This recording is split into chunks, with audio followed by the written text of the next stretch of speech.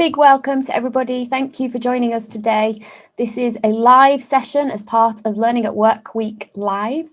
And we're joined by some fantastic panelists who are going to give you insights and tips and tricks of the trade from inside their organisations in the last 6 months. I want to say a big welcome to all of our attendees. We have people from all over the UK joining, lots of different companies and sectors covered. So we've got a really big spread. So it's a great opportunity for everybody to hear what's going on and ask any questions at all that you want to ask. I'm going to hand over to Julia now, who will do the introduction. Okay, thank you very much, Kate, and welcome everyone to this roundtable, All Change, Innovating for a Different World. My name is Julia Wright, as Kate said. I'm from the Campaign for Learning, and we're the organisation that coordinates Learning at Work Week nationally. Learning at Work Week is all about building learning cultures at work. A big part of that is bringing people together to share and learn peer-to-peer. So we're holding this roundtable very much in that spirit. I realise that lots of you will be doing your own internal Learning at Work Week activities, so thank you so much for taking the time and coming to join us today. Especially big thanks to our speakers on our panel. So I'd like to introduce them. They are Hansi Jackson, who is Head of Learning and Development at First Group. We have Neil Penny, who is Lead Learning and Development and Organisational Consultant at Adaptavist, and Rob Peacock, who is Head of Learning and Development at Samsung Electronics.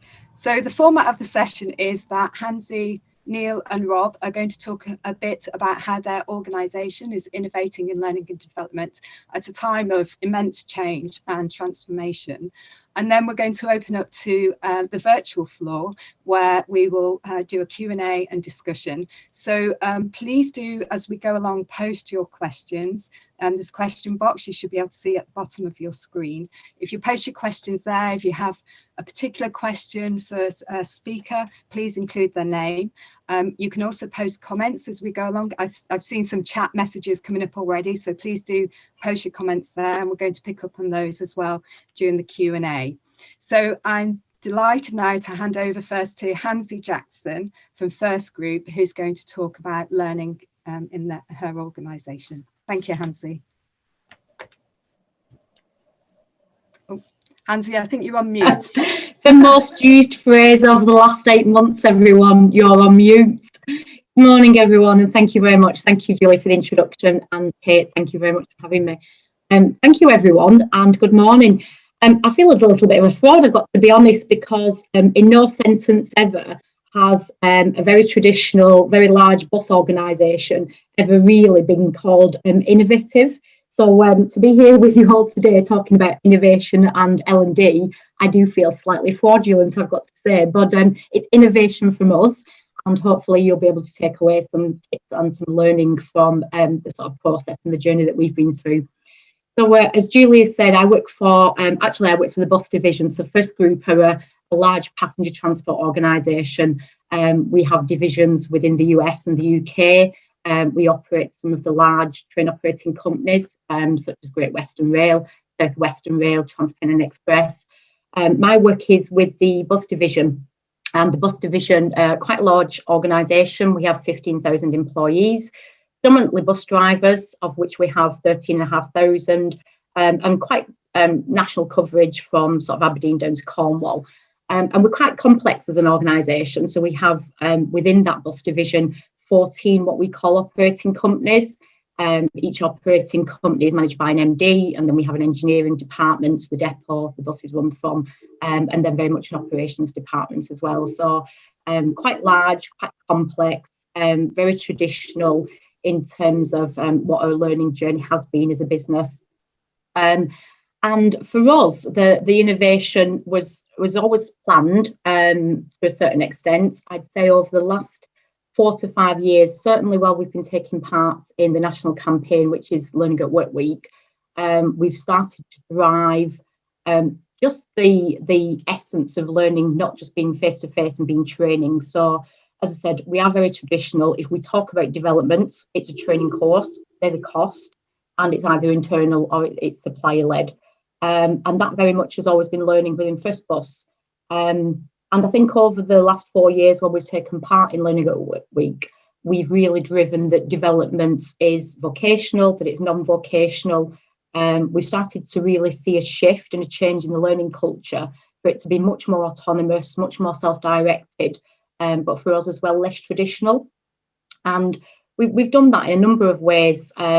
We've still promoted very heavily that learning is for fun. It can be for development purposes, it can be for career, sometimes it's for confidence and it's for skills. And we've really used and utilised, I think, Learning at Work Week to overcome those misconceptions and those barriers that people sometimes have that can sometimes have been linked to academic learning or school. So we have a very good partnership with Unite the Union, and we have what we call lifelong learners, lifelong learning centres. We have trade union learning reps, and they've been integral really in sort of changing that shift and really sort of driving an awareness, if you like, of that learning can be more than just face-to-face. One of the things that's complemented that has been the introduction of a learning management system. Very bumpy journey to get to where we are now in embedding that system, but we've had it for 12, 18 months now. And before that, we did have a very traditional, just an online learning platform. And what we started to see is a real shift now from the business in that they understand that online learning can be engaging, it can be fun, it can be interactive. There's been a real shift as well around business actually seeking our support as an L&D team with not just traditional face-to-face management development, for instance, but also seeking our involvement in something that's a little bit more innovative. So we're doing a lot of adaptation at the moment with what we would have considered to be traditional blended learning programs to ensure that we can provide things for people that are a little bit more flexible. So we're offering virtual sessions, we're putting some of the modules online, and a lot more sort of peer-to-peer learning as well that we've been able to establish. So yeah, I think Learning at Work Week and our learning platform has been integral to sort of moving our learning culture, but absolutely been accelerated by COVID-19. So I think as a business, we've seen a real shift over the last 6 to 8 months, massively changed in terms of the demographic and people working from home. We probably had, I would say, probably less than 100 people working from home previously. Now we have several hundred. As a business, we had sort of 50% of our workforce furloughed during the summer. And so a real shift in this sort of collaboration, this networking. We're very heavily reliant on Zoom. So we use Zoom as a platform quite extensively. We use business Skype and to a certain extent Microsoft Teams.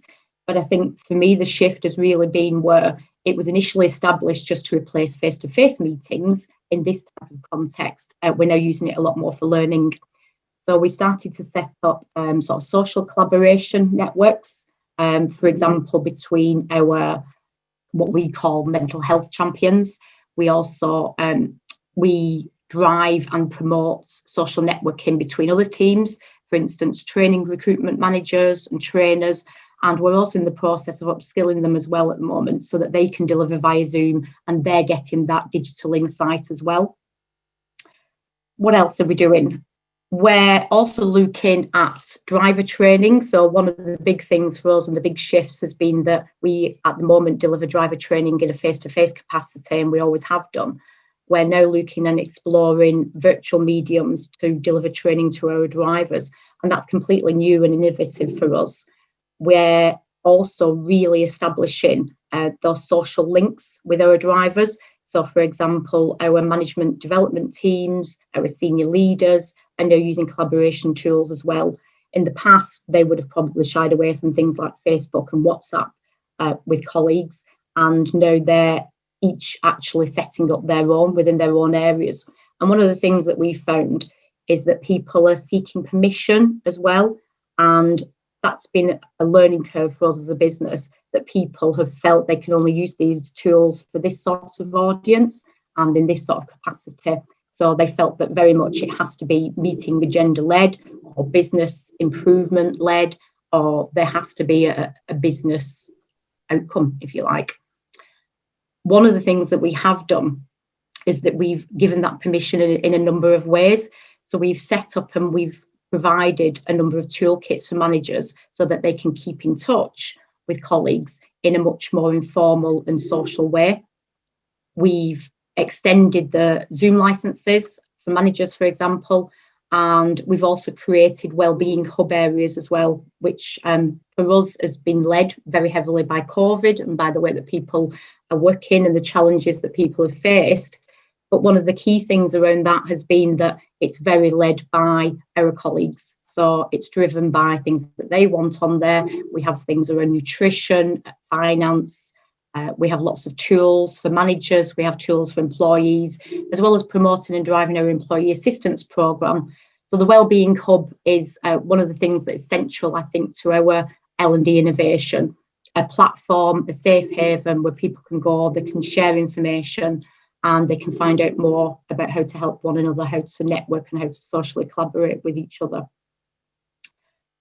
A couple of other things that we've started to do within the business is to integrate much more blended learning. So we've had quite a bit of success just this week and several months ago with a couple of providers actually. So one of the providers that we work with was delivering face-to-face sessions around talents management. It was very much a women's development step-up programme. And this was very traditional, face-to-face sessions, non-consecutive workshops over several months, and that social networking was really part of the ethos of the course in terms of developing the ladies that were attending. Over the last couple of months, we've transitioned that programme to be face-to-face and non-face-to-face, sorry. And we've actually found by giving people options that they've welcomed social interaction in other ways. So they've developed their own peer learning groups through WhatsApp and through Facebook. They've started to use Yammer, they've started to use LinkedIn much more. And actually just very recently, giving them the option of a face-to-face session or a virtual online one, they've actually opted to have the virtual online. We've found it really successful, really effective. They've been much more self-directed, and they've still found the value in that networking as well. One of the other changes that we've started to see is that real shift in appetites from people. Or whereas, as I mentioned before, that we predominantly use Zoom for meetings, managers are now saying, well, can I use it for something else? Can I use it for other purposes? Can I use it just to bring the team together? And I just shared a story yesterday, actually, whereby as a HR team and in a community, we are in regular contact. We have a Zoom meeting every week, every Thursday, actually, from 4 o'clock till 5, and there's more than half a dozen of us on that. Today at 5:15, I'll be appearing in Halloween fancy dress. I can't divulge what sort of outfit I'm going to be yet, but happy to share photos of that afterwards. And we're doing that as a divisional HR team. So again, very much being led by that social interaction, what people are asking for, and just networking. People are enjoying, I think, the capacity to see one another. For us, it's driven better relationships because we're able to see very senior leaders with, their Liverpool football tops on and in their home environments. So I think it's broken down barriers as well to a certain extent. And I think we've got much more to do in bus. As I said, as a bus company, we're very traditional. Some of the things that we are looking at is the development of skills and competencies. So we know that it's not just about the logistics and the IT capacity, it's about the confidence and the skill set to be able to host something like this and to be able to join it as well. And that's something we're very much looking at the minute as a process, in that we need those skills within the business. We're enhancing them through our trainer team, through community networks, through managers, and we're really promoting that this type of platform can still be engaging, it can be fun, you can still learn. And as I said, I know we've got a long way to go, but I think Learning at Work Week for us this year has been the most innovative, because for the first time ever, we've actually held some learning lunches like this. And we've had everybody from drivers, support function teams to our MD join them and actually host one yesterday. That would have been absolutely unheard of 6 to 8 months ago. And certainly last year, we wouldn't have got a very great take up for that. So yeah, I think we're slowly changing. It's been accelerated by COVID, and we've got much more further to go. And yeah, happy to answer any questions that you might have about First Boss's journey to get to where we are at the moment. Great, thank you very much, Hansi. And Thank you, if Julia. you have some specific questions for Hansi, please do post them now. I'm now going to hand over to Neil Penny from Adaptavist, who's going to talk about some of the transformations they are doing in his organisation. Thanks, Neil. Thanks, Julia. I'll try and describe what my company does in simplest terms, because that seems to be the first stumbling block as well, where people go, so I went to your website, I don't really know what you do. And if it makes you feel any better, when I joined the company, that was my first question. I was like, what do we actually do? What do we sell? We are a software company, and we specialize in providing software tools for software engineers and software teams. So in any company that is trying to either build an app or is trying to create some sort of product, they need software tools to create those software apps and that we can sell to customers. We work and help them provide the tools that they need to organize and build their code and then deploy their code out into the cloud and then onto the various platforms that we can then access it from as well. The company is we are 400 staff as of right now. We are globally spread right the way from Malaysia, right the way through to the west coast of North America, giving us 24/7 support and time zone coverage for our clients and for our customers with it as well. The majority of our staff are home workers, and that has just been the nature of the business since it started in its inception, 15 years ago, was how do we try and provide flexible and remote working and make that work for our staff with it as well. So knowing when I joined the company 2.5 years ago that the traditional, as Hansi calls it, that traditional model of L&D, of classroom-based learning, it wasn't going to work, was part of the reason why I joined the company, to try and say, how can we do something different? How can we find another way to engage them and make them work? COVID really hasn't made any impact on our business whatsoever. In fact, strangely, kind of quite the opposite. We're very, very lucky. We've hired about 80 people since March. And the growth continues, and our hyper growth still we are still growing at pace, and we're one of the UK's fastest growing companies that we're seeing on a sector basis, which is exciting, a little bit terrifying at the same time, and we still can't really understand it based on what's going on in the world of COVID right now. But obviously, it's a good position for us to be in. From an L&D perspective, very similar to Hansi, the things that I focused on and certainly have been focusing on in the time that I've been with the company, and even more so during COVID, is how do we create a learning culture and how do we empower the employees to drive their own learning and development in line with their role. So large focus was this on going from a small kind of startup into scale up and into hyper growth very quickly. We had to get what I call a lot of the infrastructure in place first. So it was very much, how do we get a grade level structure in place? How do we define career development and give people routes for where they can actually progress and grow? How do we clarify what is expected of them within their role? And how do they succeed within that role? And then how can they make both vertical and horizontal moves into different roles that they see that they're interested in? And how can I work with our head of talent to then also be able to advertise those roles internally so that people can see them and build a plan to start moving towards them as well. Hopefully you can kind of hear in my language here that this is, again, it's very much down to the individual. The role here for myself in looking at learning and development and organizational development is, how can I provide the tools? How can I provide the platform, the clarity and the guidance for it as well? And then say, this is everything. It's up to you to now go and do it. And you need to be clear on what it is that you want to do and how you want to do that. And we can help you and guide you through that process from there as well.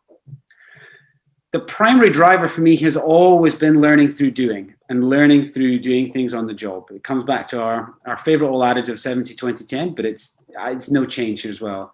I'm a learning team of one. I don't have the capacity or the bandwidth to create custom courses and content and classroom stuff and push that out from there as well. We've got to look for opportunities in your job day to day to get that experience and then have those conversations with your manager to then make that a reality for you to drive it from there as well. So the focus definitely for me has been on how do I do that? How do I make that happen? And there's been a couple of things that we've done really to kind of drive the focus of that from as well. We've done a lot of work with our managers to get them into a position to really understand what the role of a manager is. You're there to help the development and the performance of your staff. And a lot of the support that we've been giving them has been directed in that kind of manner. So, for example, we have a line manager Slack channel. We use Slack as our internal communications. We don't really use email. Everything kind of happens through Slack. And in the Slack channel, we can talk about ideas or concepts or share ideas, or we can push messages out to the managers to talk about these things. We run regular webinars with them.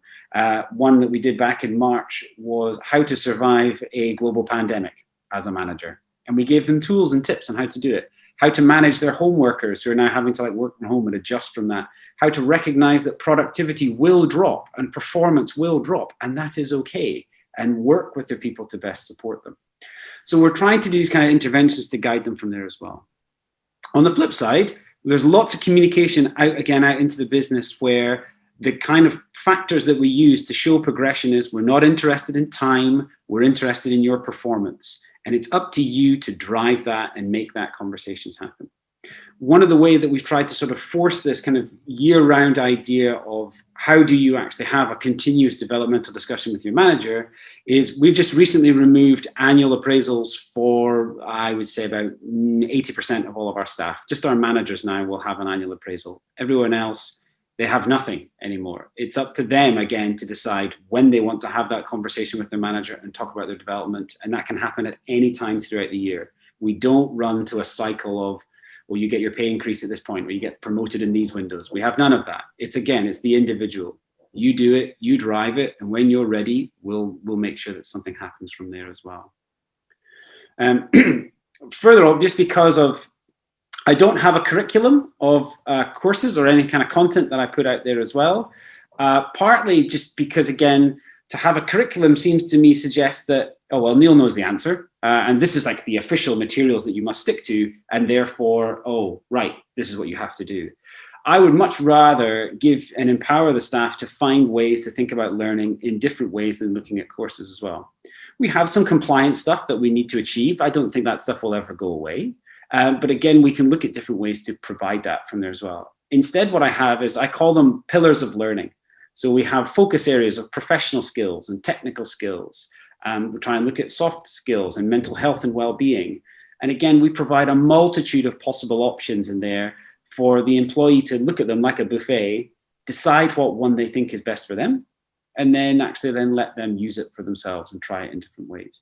At the same time that we also encourage the staff to then consider how they can form up and create groups to support each other or help each other or guide themselves through difficult situations or just exploring ideas or different kind of concepts with learning. I have got a learning platform which I use, which is Udemy for Business. The reason I picked this one is because I believe that learning these days is going much less about content creation and much more about content curation. I don't know about the rest of you, but I can speak for myself. I'm not really that keen on content curation. I find it one of the lesser exciting parts of my job and something I'm not really interested in. So what Udemy for Business offers is that they actually curate the content for themselves. They ensure that it's high quality and that it's up to date, particularly when you're working with software tools or other parts of software packages. I don't have to worry about that stuff. They look after it for me and it's fine. Excuse me.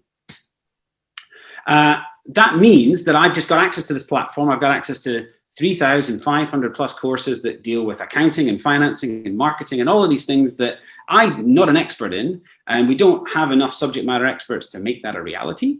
It's very much for me to say, right, how can I open up this platform to people and let them see what they like, discuss it with their manager, and then make that happen from there as well. We have an 85% adoption rate across all employees across the platform. And we also encourage them to learn whatever they like in relation to their role or in personal learning, which they can do outside of company time. And they can do that because it's got web access, mobile access to the platform and other parts of it from there. Lastly, one of the features that we really like on Udemy is that it allows for a learning path. So you can cherry pick different parts or different courses or anything external on the web and pull that together into a structured kind of learning path for people to then go on and work for. for me, that's like the first step towards getting away from like an LMS and getting much more into a learning experience platform where we can use this content and take it from there as well. But the key thing for me is, again, on the platform, we encourage the staff to create their own learning paths and share them with the whole company. So without me doing anything at all, we've got people sharing Spanish courses, and they've now formed up groups to help each other learn how to speak Spanish and share this knowledge with it as well. For me, this is the key bit of the success, where I just sort of sit back and go, right, I've given you all the tools. You seem to be doing it. You seem to be making this happen and sort of going from here as well. And I think we'll continue on that journey to allow people to further find what they want and find it in the right kind of way that supports them, supports their learning, and supports what they want to do in their career and the skill sets that they want to grow. So there you go. Great, thank you very much, Neil. If you have questions for Neil, please do post them in the questions box, and we'll look at those after Rob's spoken. So I'd like now to introduce Rob from Samsung Electronics. Hi, good morning to everyone, and thanks for joining. So I'm Rob Peacock. I'm Head of Learning and Development for Samsung. So we're the technology giant that makes mobile phones and televisions and fridges and wearables and all sorts of products. So there's about 300,000 people work for Samsung globally. But about 10 years ago, there were about 100,000 people. So it just shows you the growth in terms of the not just the business, but obviously that has its pressures on the various functions. There's less L&D people in the business actually than there were 10 years ago. Interesting, even though there's 3 times the population. But I think that says a lot around how we can really streamline and go more digital and just it's the natural evolution of our trade, I think. So interesting. One thing you may not know about Samsung is we actually built the Burj Khalifa, or we co-built it with a Belgian firm. And a lot of companies, when the Burj Khalifa was in Dubai, was up for tender to build. Obviously, it's a great contract. It's a lot of money. It's a very prestigious building to build. So a lot of people wanted to build it. And we won the contract. And we were actually, at the time, the only one that actually submitted a bid. And the reason for that is because to get the concrete from the ground to the top levels of the Burj Khalifa without it setting was a feat that was beyond engineering at the time.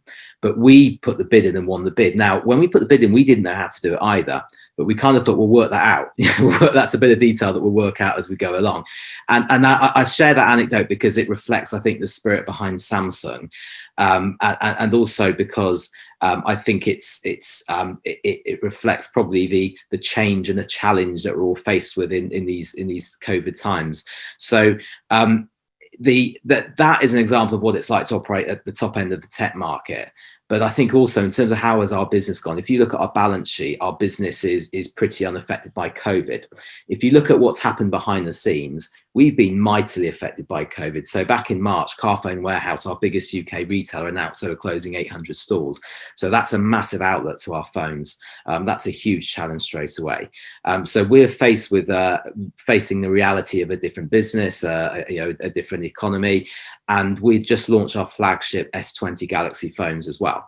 And that's a premium end phone. It's probably the best phone on the market. And, it's not necessarily what people are thinking of buying at time of lockdown. So we put out and we've launched a brand new phone, which is somewhere between premium and mid, called the Samsung Galaxy FE. Now, we didn't know in March that we were going to have to do another phone, and yet we've created and got out of the market. So I think that's just reflective of the change that we've had at Samsung, which I'm sure you've all had in the various corporations and businesses that you follow. So we've had a super busy year, a massive changeable year, but actually changes in the DNA of a tech business, because actually you can't really predict 3 years ahead because consumer habits change, and the world is so changeable. You have to change and act in the moment.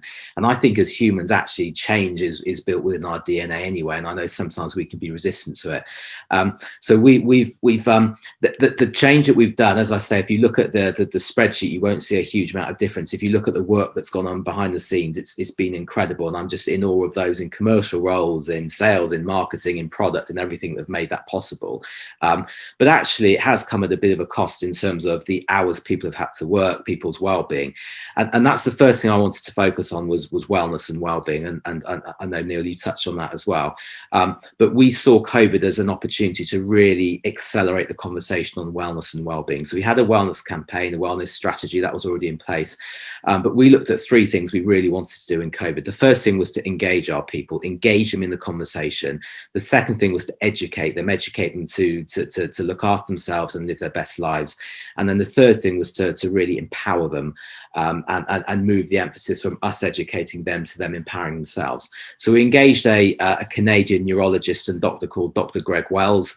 He's written a book called The Ripple Effect. He's done a fantastic TED talk. I'd highly encourage you to look at his site and read his book. And he talks about the importance of mind and body harmony. And I know a lot of people do that, but he does it in a particularly charismatic and engaging way. So Dr. Greg Wells gave a whole company keynote talk. And then we then got Greg Wells to deliver various webinars. And the webinars were delivered to the Samsung UK audience. And we had over 100 people on each of those webinars, and many more than that. And we ran them several times a day. So wellbeing webinars became a staple. And what that did is it gave us a couple of things. Firstly, an emphasis on wellbeing, but it also gave us a platform to communicate wellbeing. And we created a Wellbeing Wednesday communication. So every Wednesday, we send a communication out to the business around wellbeing. And on there, we'll have some links to articles. Greg Wells did a few videos for us. We created some of our own videos, links to the LMS, links to Udemy, which we use as well, etc. But it also gives us a channel of communications. Anytime we want to launch anything, we've got a great platform on Wednesdays to launch it. So Wellbeing Wednesday was a hit. And then the final thing we did on wellbeing was we launched a mental health wellness app called Unmind. Unmind is an app which enables you to, there's a tool section which has got yoga, breathing, meditation, etc. Encourages you to take out time out of your day to do these things. But also the interesting thing with Unmind is it gives you a chance to check in. So you can check in and complete a very, very short wellbeing questionnaire as many times as you like.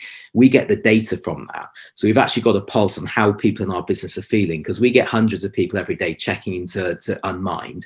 We get that data, and although we can't see individual check-ins, obviously we wouldn't want to see how people are feeling individually, but what we can get is a pulse on the business. So we know that back in June, the second most checked in word was content. We know now in September, the second most checked in word was frustrated. Now, COVID, I'm thinking, has got a lot to do with that, but what we see is a slow decline in some of the check-ins, and we can actually directly tailor our well-being to suit that. So Unmind has been really powerful for us. And also, I think learning and development, you have to meet learners where they are. It's all well and good building new things for people, but people are busy enough, and it's a case of meeting them where they are and giving them things where they can access it in an easy and convenient way. So well-being's been great. And the other thing that we've all been faced with is changing. We didn't have huge amounts of classroom activity, but moving classroom stuff into virtual, we've all done that. But a couple of opportunities that's arisen from that. Firstly is a breakdown of some training you have to do in classroom. You don't get the say, you need the human interaction. And what we found is if we chunk it up and break it down, we can actually find that people learn little and often, and that's worked really well for some of our interpersonal topics. So I give you an example. Stakeholder management, is really important in our business. It is in many. You have to get things done through people. Stakeholder management can consist of building a stakeholder map. It can consist of influencing stakeholders, building trustful relationships, feeding back to them difficult conversations. For us, cultural awareness is really important. And we've had an opportunity to build little vignettes of learning that cover the whole topic. So actually the learning is the same, but you dip into it briefly. And that's given people an opportunity to dip into a 30-minute webinar, complement it with online learning. And it means that actually that little and often is meaning more people are engaging now in learning than they were. We're doing literally twice as many people have engaged in our learning activities in 2020 that did in 2019. And it's through that little and often. A good example of that as well is leadership development. We all know about the leadership development days, take them off site either with ourselves or the supplier and work through their stuff, whatever that stuff is. Actually, what we found is it's so difficult to get a day in busy senior leaders' diaries. Now, getting an hour in every week for 4 weeks, that can have a really, really powerful impact. So again, little and often has worked really well for us with leadership days as well.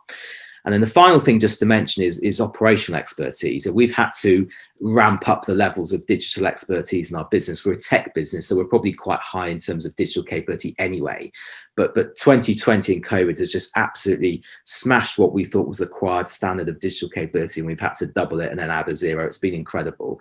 And to do that is a big capability piece. So firstly, that puts us at the forefront of it. And it's great to be, as a learning function, at the forefront of what the business needs to achieve strategically, because that's the very purpose of a learning function.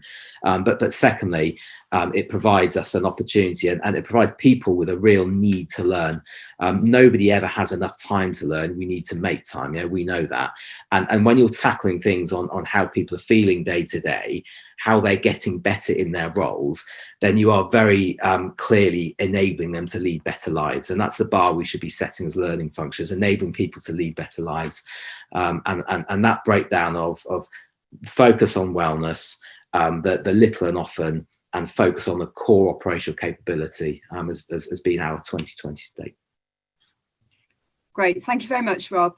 So thank you very much, Hansi, Neil and Rob, for those insights. If people have questions or comments on some of the themes and topics that our speakers have covered, self-directed learning, building learning cultures, networking, digital transformations, please do post them now. We do have some questions already, so I'm going to first ask Hansi. And Hansi, I think you might have answered this. I'm not sure if everyone could see them, but somebody's asked, how do you promote your wellbeing hubs? And also, how do you overcome people who may be technology skeptics? Yeah, the wellbeing hub we promoted primarily, initially through the senior leadership team and then through our HR teams. They were all tasked to do almost mini briefings. And I want to say we use the term tea and toast in BUS, simply because people tend to be in the office or in depots quite early, from sort of 4 o'clock in the morning. So a cup of tea, a plate of toast is always the way that we tend to do social communication and try and engage the workforce, if you like, on business projects and internal comms and things that are coming up. So that was one way that we started to promote it. And it was very much a sort of top-down, bottom-up approach. So we did that with the drivers, so that they knew that the Wellbeing Hub, as well as being on our employee portal, our version, if you like, of the intranet, it was also on the Connect app. So we have a colleague app, which is primarily for drivers. And so we did the bottom-up approach for drivers, so they knew what it was, top down from senior teams. And I think it was really important. We did little sort of mini sessions, just how to get on, what was on there. And then we sought feedback from people. We got a lot of feedback to say, I think one of the initial ones was, you've got absolutely nothing on there around domestic violence. There are no signposting, no people to sort of help and guide around that topic. And so that was one of the responses quite quickly that we found and put on. So that was one of the ways that worked really well. And then around the technophobes, we have so many, but I think as a business, we've changed. We've gone to contactless payments over the last 12 months. So even drivers are getting used to sort of this new digital world. And I think we've just had to do it by sort of showing and demonstrating. I think the people that are skeptical, you have to really show them what good looks like. So you can't just tell them that Zoom works or business Skype is great, or that Zoom has a function where you can put people into rooms and people can still collaborate and engage and do activities like that. You've actually got to bring them into something. So that's something else that we've done. We've invited managers in, we've invited other colleagues in to come and have a look at something, and whether that be we've run something for them. For example, we've run some virtual inductions just recently, just to get people used to Zoom as well and the activities and functionality of it. But people just coming in to see what it looks like. So whether they've been an attendee or a delegate or not, just to invite them in to sit there, to shadow, just to watch, just so that they can see other people learning in a different way and have that positive experience, I think has been really good. I think people are fearful as well of things going wrong. So, you know, if we drop out audio equipment, people don't like to be embarrassed. And I think what we've promoted is it's okay, things like that will go wrong. Just smile, get back on with it. We can overcome it somehow together.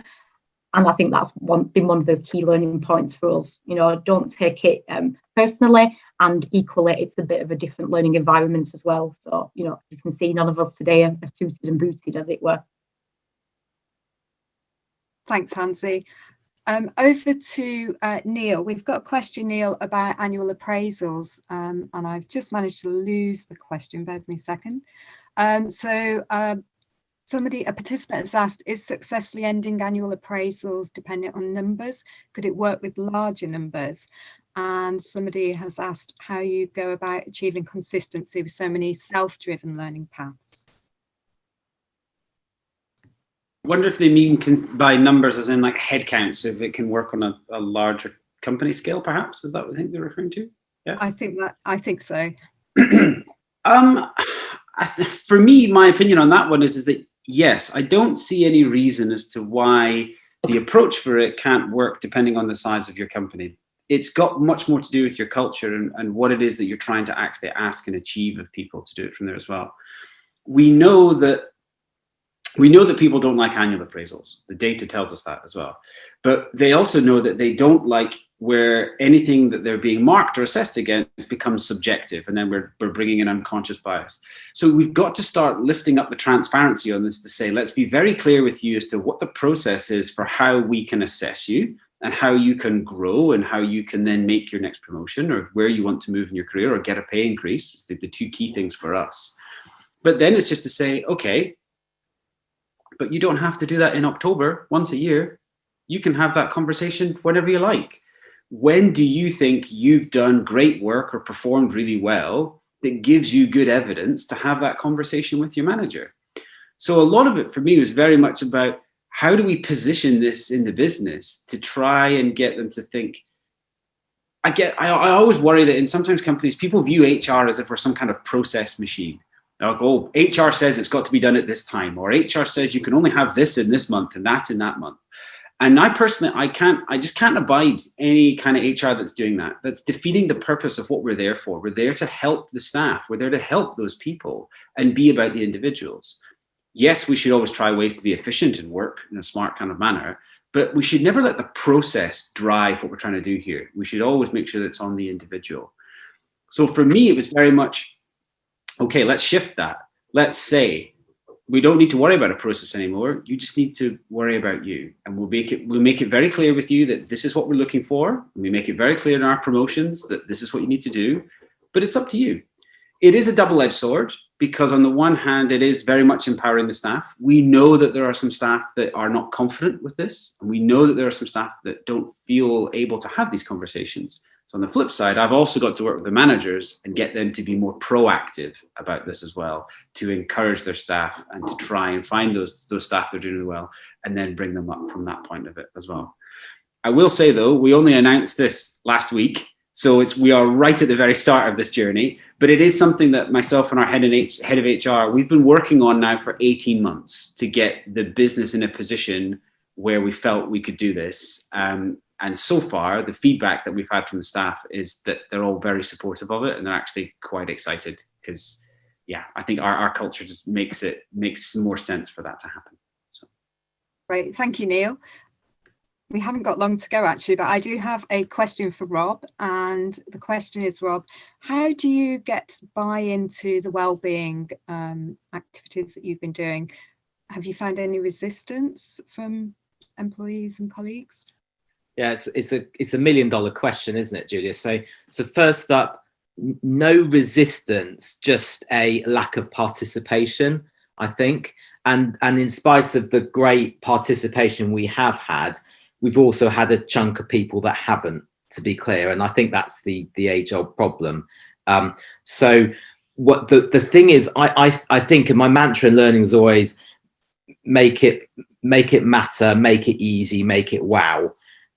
Starting with a wow bit, the content has to be bloody amazing. And if you're going to launch a company-wide wellbeing campaign, make it really good. Spend some time on it, whether that be a really credible supplier like we got on Greg Wells, a brilliant app like Unmind. Make the content excellent because people don't have enough time for average learning. Make it accessible in terms of not complicated. I remember in a previous company, we created it was like a social app to help people to learn together, and it was so convoluted and it took people away from their phones and their day job and their desk and everything else. It just added complexity. Remove complexity, meet the learners where they are. So make it really accessible. And then the third thing, make it matter. So what matters to people in your business right now? So launching an app that gives you access to yoga and meditation is an utter waste of time unless you have some data which is suggesting that people do have gaps in their day or would take gaps in their day that they would fill with wellbeing initiatives. So we got the data to show us how people are feeling, wellbeing survey to understand what people need and require, and align it with a business partnering community so that we're able to actually create the touch point. So I think those are the golden three. Okay, thank you very much, Rob. We're actually at close. It's gone so fast. I'd like to say a big thank you to Hansi, Neil and Rob for talking today about what you've been doing and the insights that you've given. Thank you very much to everybody for participating and sharing your comments and also your questions. Thank you to Kate at findcourses and her team for hosting today's session. Learning at Work Week finishes on Sunday, still some time to go. This afternoon with findcourses, we're hosting Learning at Work Week Live, which is an afternoon of free learning that anybody can join. So please do let colleagues know if they have time this afternoon and they'd like to join. There's still an opportunity to do that. We have, I've certainly really enjoyed hearing Hansi, Rob and Neil speak today, and I hope you have too. So thank you again, and hopefully we'll be back perhaps to hear, Neil, how your annual appraisal, non-annual appraisal is going, and perhaps Rob and Hansi too, to see how your developments are going as well. So thank you again, and happy Learning at Work Week.